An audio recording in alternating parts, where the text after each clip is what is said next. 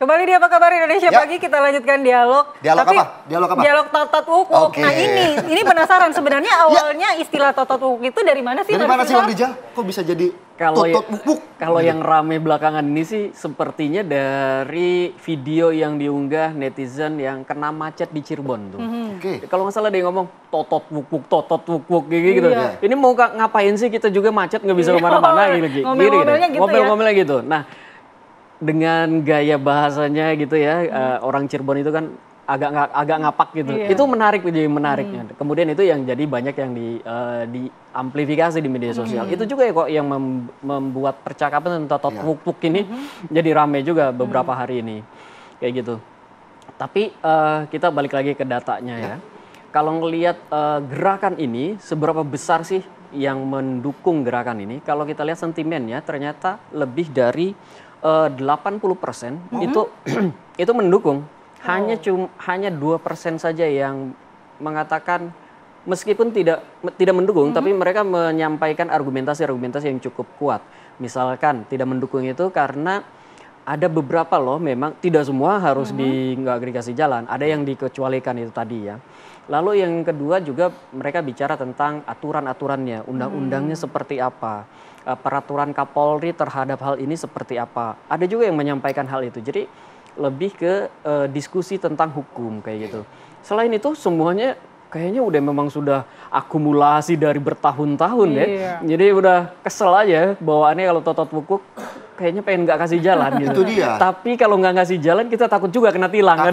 Antara kena tilang sama diserempet. Karena yang cukup ramai juga salah satu influencer ataupun artis Bertan juga sempat beberapa waktu yang lalu mengutarakan bahwa kendaraan yang dia gunakan diserempet juga ketika tidak mengasih jalan. Itu yang jadi permasalahan juga. Arogansi, ugal-ugalan, arogansi di jalan. Lalu ugal-ugalan cara bawanya. Baik kendaraan motor maupun mobil. Belum lagi kita kan nggak tahu di dalam. Kalau bawa mobil kita itu nggak tahu di dalam itu sebenarnya. Kacanya gelap banget. Kacanya gelap banget. Jangan-jangan. Nggak tahu isinya siapa. Beberapa bulan yang lalu ada yang rame tentang totot wuk-wuk. Patwal itu bawa pacarnya di dalam mobil dan itu kan jadi rame di media sosial. Itu juga yang kemudian diputar. Jangan-jangan yang totot wuk-wuk ini justru di dalamnya adalah pacarnya. Cuma mau nonton aja, bukan mau ngawal siapa-siapa. Itu dia. Itu transparansi seperti itu ya. Lalu juga arogansi. Lalu juga ya memang betul tentang jamnya, tempatnya gitu. Kalau di tempat yang sepi sih mau totot wuk-wuk ya silahkan aja. Kalau udah macet ya mau kemana gitu kan.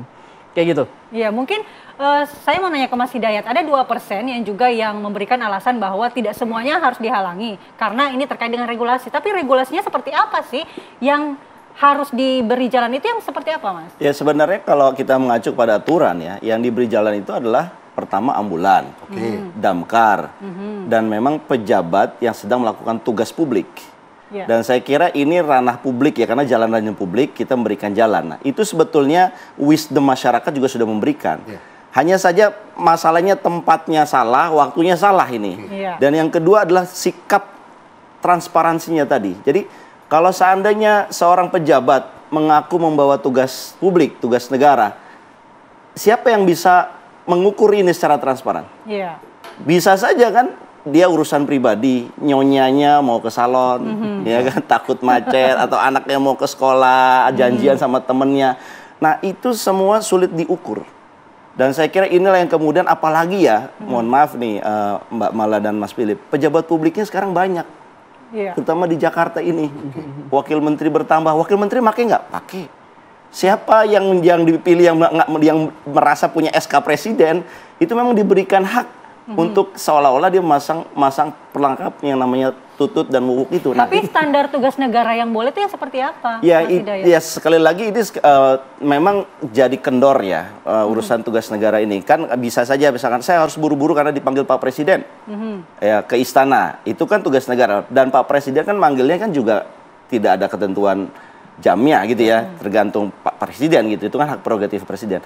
Hanya saja di sini yang namanya ada wisdom harusnya. Dan di tengah masyarakat yang sedang protes ini, wisdom ini harusnya muncul. Apalagi datanya tadi, 80% orang protes. Pengguna jalan tuh, 80% bukan arti memaklumi, tapi nggak mau ngasih jalan. Dan saya kira ini sudah satu jadi signal, warning. Anda pejabat publik, kalau Anda menghadapi di jalanan kan, pejabat publik apa masyarakat yang lebih banyak, Mbak? Masyarakat kan. Karena masyarakat banyak, bisa aja masyarakat kemudian marah dan juga menjadi ancaman keselamatan buat pejabat publik yang bersangkutan. Jadi saya kira ini momennya untuk berkoreksi, berkoreksi untuk menggunakan jalanan publik itu milik publik, jangan dianggap dia pejabat publik, terus dia punya privilege seenaknya. Privilege itu kan sudah dilihat dipampang secara kasat mata ya, mulai dari gaji yang privilege, tunjangan pajak yang privilege, fasilitas publik yang privilege. Nah ini jalan yang sudah terbatas itu juga ingin jadi privilege. Nah saya kira ini jadi satu evaluasi, dan evaluasi yang paling penting adalah pertama adalah penegakan hukum. Karena ada undang-undangnya. Pernah nggak sih aparat kita juga menindak, mengecek yang pakai tot-tot buk ini dicek, sekali-sekali diberhentiin, ditilang. Kan sempat waktu yang kemarin beberapa waktu lalu juga cukup lama. Mereka yang lewatin busway sempat ditilang juga, informasinya seperti itu. Nah itu kan udah bagus. Nah ini diperbanyak lagi. Tapi masalahnya kan sekarang udah atlet nih. Udah pakai atlet sinyal. Jadi orang nggak bisa lagi kemudian ditegur. Dan di sini bisa jadi ada celah. Nah, menurut saya ya, aturan pejabat publik ya menggunakan fasilitas umum itu seharusnya di moratorium. Stop dulu lah. Ini tekanan publik udah demikian hebat. Kalau kemudian mereka pun mau make, ya tadi diatur jam-jamnya. Jangan di jam menarik diatur jamnya. Kalau melihat dari suasana di lapangan sendiri, seperti apa jam yang cocok mungkin? Kalau waktunya prime time, orang lagi mau berangkat ke kantor atau pulang ke kantor, terus ada orang yang menggunakan wood itu, ya menurut saya wajar aja kalau masyarakat nggak mau kasih jalan. Iya. Dan saya kira memang ya nggak perlulah. Kalau mereka mau diundang rapat, ya datang lebih pagi. Nah ini yang cukup menarik, salah satu yang cukup ramai juga, kalau nggak mau kesiangan, bangunnya pagian dong. Pagian. Kan gitu. Dan sebenarnya mau kena macet, datangnya kayak aku sama Philip jam 4 pagi. Itu dia, 1-2 pejabat.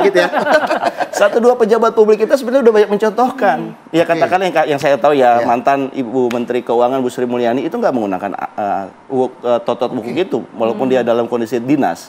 Saya kira ini kan adalah contoh yang baik. Cuman contohnya kok sedikit banget. Nah ini kan bisa ditiru, dan saya kira kalau misalnya keteladanan pejabat publik kita masih tipis, ini bisa dibuat aturan. Pak Presiden dengan sesteknya mungkin bisa buat aturan. Kalau Anda ingin datang ke kantor, ke istana, ke tempat tugas, maka Anda boleh pakai yang namanya fasilitas tutup buku itu di luar jam peak hour. Dibatasi jamnya. Ada yang komentar gini Mas Ida. Kalau gedung-gedung kementerian itu kan dekat sekali dengan istana sebenarnya. Kalau dipanggil ya jalan kaki aja sih. Ya, lebih sehat ya. Lebih sehat. Nggak usah pakai totot buku. Iya. Tapi Mas Rizal melihat ini fenomena yang terjadi di sosial media itu apakah sekedar hanya masalah lalu lintas saja, atau memang masyarakat juga melihat ada jarak antara pejabat publik dengan masyarakat gitu?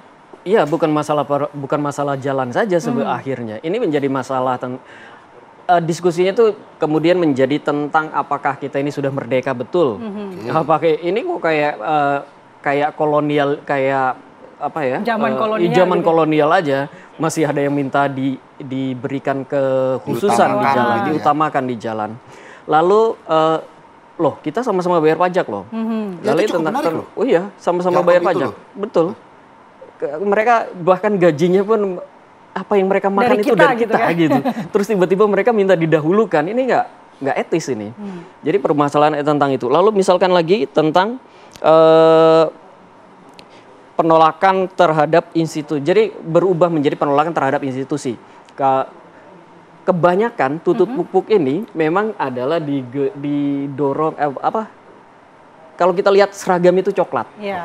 Beberapa hari kemarin Pak Polisi ini kan sedang mendapatkan banyak sekali kritik. Nah, berhubungan dengan ini, tutut pupuk ini, kemudian dihubungkan, jangan kasih juga dong. Ya evaluasilah itu yang Pak Polisi ini. Baru kemarin dikritik, sekarang mau seperti itu lagi kayak gitu. Jadi penolakan terhadap itu, bahkan sebenarnya kalau yang banyak bukan banyak diterima ya, tapi dimaklumi itu. Tutut pupuk yang pakai plat dinas kayak gitu, plat dinas. Yang kedua, tutut pupuk yang selain plat dinas juga biasanya yang berseragam hijau. Jadi itu masih tuh dimaklumin. Tapi kayak udah kalau lihat video-videonya, tutut pupuk belakang coklat, itu kebanyakan justru pengen menjadi sorotan, pengen kayaknya kita nggak usah kasih jalan lah kayak gitu. Ini cukup menarik ya. Kalau sedikit saja Mas Rizal, fenomena ini apakah di medsos tadi kan juga masih dikatakan masih terus meningkat. Kalau dari analisa Bang Rizal sendiri hingga beberapa hari ke depan berapa hari kira-kira fenomena ini akan bertahan? Isu-isu seperti ini biasanya nggak lama sih ya. Oke, biasanya musiman ya? Musiman betul. Biasa intinya bukan isu yang berdampak pada semua orang. Tidak semua orang terkena kayak gitu. Baik. Cuma beberapa saja. Ini kan middle. Kalau Tapi kita biasanya walaupun nggak musiman juga cukup menyentil begitu ya. Artinya jangan melakukan dan ini yang penting kan isunya ini beneran gitu. Ini dirasakan oleh banyak orang meskipun isu ini hanya menyentuh sebagian, misalkan kalau kita katakan elit tidak tersentuh oleh ini. Biasanya kawasan Giring 1 tuh yang kesentuh ya kan. Berarti kan ada di kawasan tengah nih, ada di middle gitu ya. Tetapi ini juga dirasakan oleh dampaknya tuh banyak. Di bawah perbincangan, coba lihat komen-komennya lah. Oke, berarti ini memang masih menjadi perhatian, tapi kita harapkan ada evaluasi, ada koreksi dari para pejabat publik ataupun siapapun yang menggunakan tutut bubuk ini ya. Saya mau nambahin ya. Sedikit saja. Meskipun ini akan berlalu, tapi kalau ini tidak direspon, ini akan jadi seperti bom waktu. Bom waktu ya. Bom waktu lagi kekecewaan publik tadi. Jadi menurut saya buat para pejabat yang mendengar ini harus direspon. Supaya ini tidak akan jadi bom waktu di masa akan datang.